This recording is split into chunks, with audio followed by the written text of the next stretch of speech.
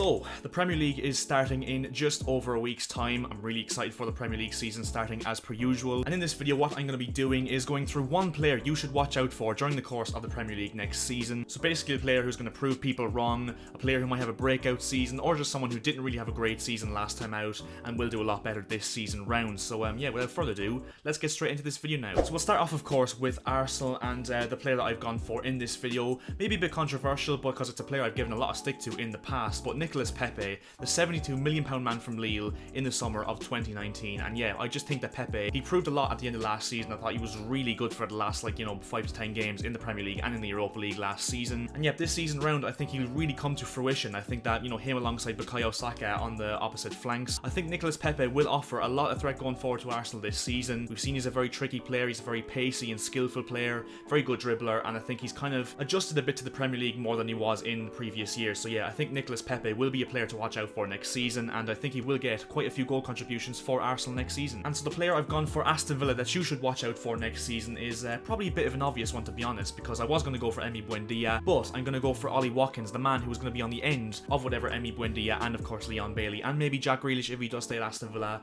the chances that they will provide for Ollie Watkins next season, because I think Watkins got between 12 to 15 goals in the Premier League last season, which was a really good return for his first season in the Premier League after moving from Brentford last summer. But I think this season, with the creativity that Aston Villa have and the creative players they have with Grealish so far anyway, Bailey, Buendia, Bertrand Traore, El Ghazi, McGinn in midfield, I think Ollie Watkins is going to absolutely bang next season for Aston Villa. Get him in your FPL teams. I have him in my FPL team. I think Ollie Watkins is really going to have a very, very good season for Aston Villa this season, so yeah, watch out for him. And now on to Brentford, and of course the obvious one here is Ivan Toney, because of the exploits he had in the Championship last season. He won the top scorer in the Championship by an absolute country mile. But I've gone for a man who's playing alongside him in that front three for Brentford, Bryan Mbumo, because I think he's one that'll definitely go under the radar, because obviously, as I said, Ivan Toney is the obvious one, but Mbumo's a very good player. He's very skillful, very quick, and I think will get quite a few goal contributions in the Premier League next season alongside Ivan Toney. I think will really work well with Ivan Toney and actually do very well for Brentford in that front three next season. Obviously, in the Championship last season, from the games I watched him in anyway, he does kind of have a bit of an indecisive,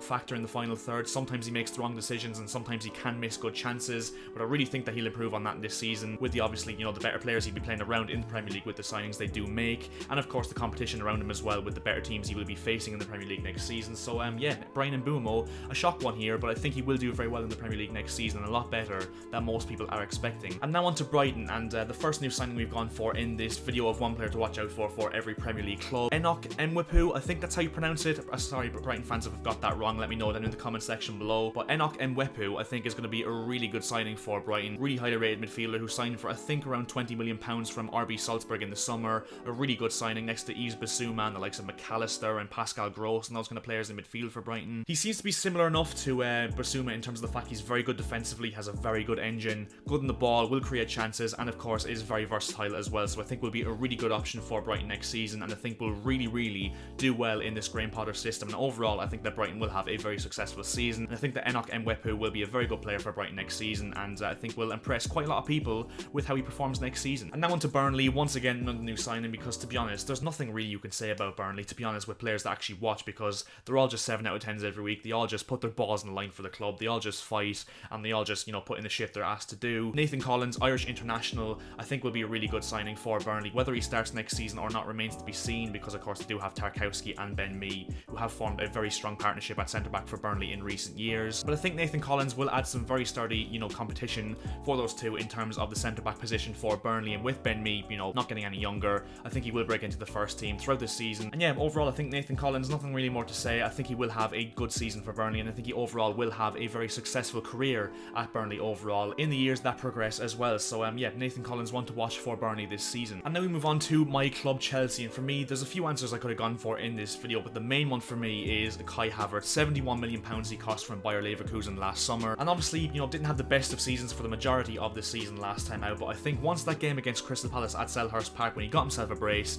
he played absolutely unbelievable, and of course did get himself that Champions League winning goal against Man City in Porto. And after that he really kicked on. He's having a really good pre-season so far, of course getting himself a goal against Arsenal, and overall a really good performance at the Emirates. And yeah, I think Kai Havertz will really come to fruition and explode on the scene this season for Chelsea. I think he'll be our player this season, and to be honest, in my personal opinion, an underdog and a real shout for PFA Young Player of the Season next season. So yeah, Kai Havertz, watch him a lot next season. I think Kai Havertz will absolutely absolutely explode and be one of the best players in the Premier League next season and in years going forward. Now onto Crystal Palace, of course. New surroundings for Crystal Palace. They've gone for, the ditch the Brexit approach for Roy Hodgson and gone for a more on-the-ball playing style with Patrick Vieira, and one player I think that will be really good for them next season. It has been quite good in recent years. Came from the academy, Tyrek Mitchell at left back. Obviously doesn't really have much competition nowadays because Patrick Van Aanholt has left the club to go to Galatasaray in the Turkish league. And yet Tyrek Mitchell's a really solid defender, and also he's very good going forward as well. I think he's a very good option to have in FPL because he's only 4.5 million and will start week in, week out for Crystal Palace, and did show,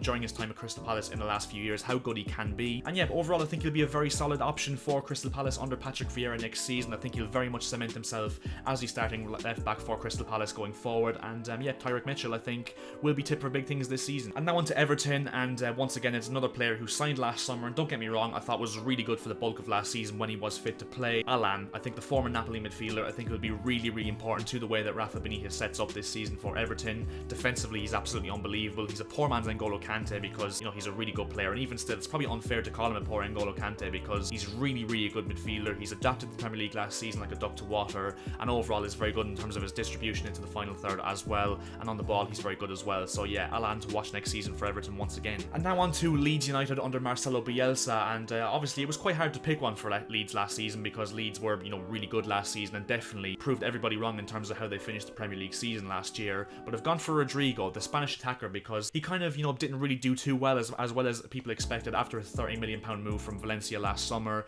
Kind of had a bit of an underwhelming first season in the Premier League, but this season I think he'll do a lot better. I think he'll get a few goals, get a few assists, and yeah, will contribute more to Leeds United this season rather than he did last season. And now into Leicester City, and once again another new signing, Boubakary Soumare. I think will be a really good player for Leicester City going forward this season and beyond. Signed for around £20 million from Lille, obviously a French champion last season with Lille in the French league, and I think they've got him for an absolute steal. I think it's like £22 million or something like that. I think Soumare will be a very good midfielder alongside Ndidi and alongside Tielemans and maybe Maddison as well, if he doesn't of course join Arsenal and does in fact stay with Leicester City. I think he's really good defensively, he's a brick wall in midfield, he's got an engine, very good in the ball, good going forward, overall a very good box-to-box midfielder, and I think will be a really top signing for Leicester City next season. So yeah, Soumare, great business from Leicester once again as expected. And now we move on to Liverpool, another player like Havertz that didn't really do too well last season according to the general consensus anyway, and that is Thiago. And yeah, of course Thiago had his critics last season in a Liverpool shirt, but this season when Van Dijk is back, when Gomez is back, obviously the signing of Konate strengthens their team a lot defensively, and also Jordan Henderson as well the same. Fabinho will be able to go back into that DM spot for Liverpool as well after having to play centre back for a lot of last season with the injuries that Liverpool had. I think we'll really start to see the real Thiago, and I think he'll be really good. He'll dictate games in the middle of the park. He'll be able to spray around the ball like he was, when Liverpool had a full-on defence, when Fabinho could sit there, and when Henderson of course was sitting there as well. I think Thiago will be a really good player for Liverpool next season, and in my personal opinion could be a dark horse for Liverpool's player of the year next year. So yeah, watch Thiago next season. I think he'll really be good. And now on to Manchester City, another Spanish player who did sign for the club last summer out, and that is Ferran Torres. There's not really one you can choose for Man City because we all know most of the players are world class at this moment in time. I think it's pretty evident because they walked away with the Premier League last season and got to a Champions League final. But Ferran Torres, I think after a decent enough Euros he did have, I think he will do very well for City next season. I think he will compete for that right wing spot with Raheem Sterling and with Riyad Mahrez and potentially with Jack Grealish and Phil Foden even as well, who can play there. We saw glimpses of class at the end of the season when he got that hat-trick at Newcastle last season at the back end. And yeah, overall I think he will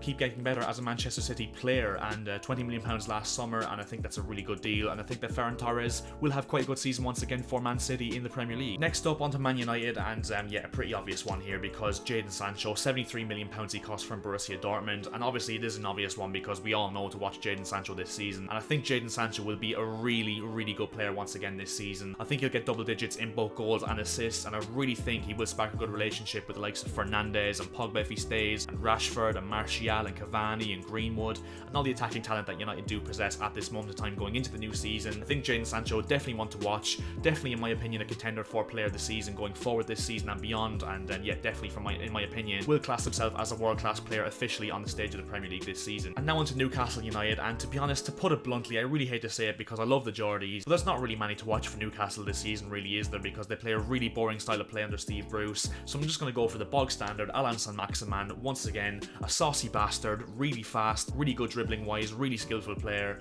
with an end product as well, and yeah, I think he's one to watch for Newcastle next season simply because I think he will carry the team on his back alongside Callum Wilson and Joe Willock if he does join on loan. So yeah, Alan Saint-Maximin, boring answer, but the best I can give you, Newcastle. And now on to Norwich, and of course, as you guys will know, a second team of mine, so I will, watch a lot of Norwich games last season and going forward this season as well in the Premier League, and maybe a bit of a surprising option that no one really would have thought about. Kieran Dowell in the middle of the park. He's had a really good pre-season, getting goals, getting assists, getting contributions overall. Played really well for Norwich last season in the Championship, and definitely, in my opinion, had a bit of a breakout season after his move last summer from Everton. And this season, I don't know if he'll start every game because Norwich, of course, are looking to bring in more attacking talent like Christoph Solis. But yeah, I think Kieran Dowell will really surprise a lot of people this season, and I think he will be quite a sturdy option to have in midfield for Norwich, and I think will provide, a little bit more creativity in the middle of the park for Norwich and in the final third as well. So yeah, watch Kieran Dowell this season. And now on to Southampton, a summer signing from my club Chelsea, a player I know very well from our academy, Valentino Livermento, a right back / right wing back / right midfielder. I think he'll fit really well into this Ralph Hasenhüttl team at Southampton. They got him for £5 million. I think it will be a really good deal overall, and yeah, I think he will be very good going down that right hand side with his pace, with his trickery,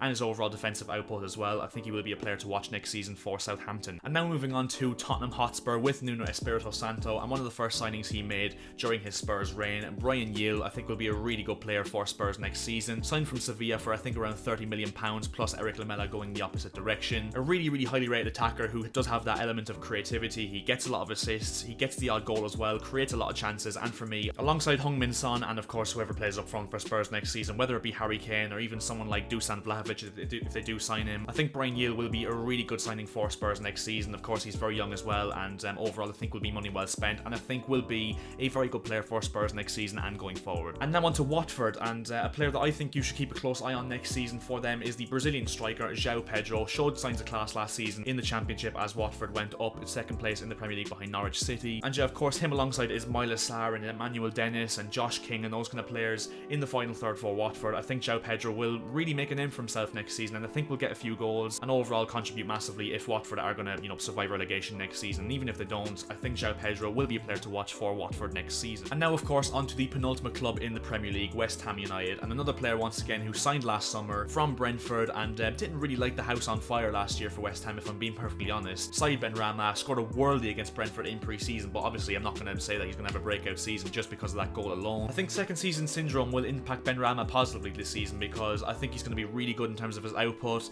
He's a very skillful player, as we've seen in the Championship. Reminds me a lot of Adel Taarabt in terms of the fact that he's a very skillful player, and yeah, I think we'll rip up the Premier League next season in spells next season for West Ham, and I think will really come to fruition in that West Ham attack next season, especially given the fact they are in the Europa League now as well. So yeah, Said Benrahma, one to watch this season for West Ham in my opinion. And now on to the final club, and for me there's one player to watch under Bruno Lage, the new Portuguese manager for Wolves, Fabio Silva, and obviously didn't have a great season last season for Wolves. Signed for an extortionate fee of I think around £35 million last summer from Porto as a 17-year-old and still 18 years of age, so still very young, has a lot to prove. And the reason I say that I think he will be very good this season is because of the fact that Bruno Lage with Wolves probably is going to set up with a 4-4-2 system, so he'll probably play Silva alongside Raul Jimenez, and I think that Fabio Silva will really be suited to that style of play with Jimenez alongside him, and obviously the likes of Neto and Trincao and Podence and Adama Traore down the wing. And yeah, I think even if he doesn't score a lot of goals next season, if he leaves the goal scoring opportunities for Raul Jimenez, I think Silva's link-up play and overall his intelligence as a young footballer will get him through this season, and in my personal opinion will be a very good player for Wolves this season under Bruno Lage. So yeah, Fabio Silva once again a player to watch this season alongside Raul Jimenez up front for Wolves. And yeah, so that will bring us to the end of this video. If you did enjoy this video, make sure to drop a like, and obviously subscribe to the channel if you are new as well. We are looking to hit 1.7k subscribers on this channel as soon as we possibly can. And yeah, leave one player that plays for your club next season, whether it be Premier League or Championship or even a league from abroad, that you feel like people should watch out for next season in the comment section below. Really interested to see what players you guys will put forward for us to watch next season in the Premier League or in other leagues, as I said as well. And yeah, so that'll bring us to the end of this video. So yeah,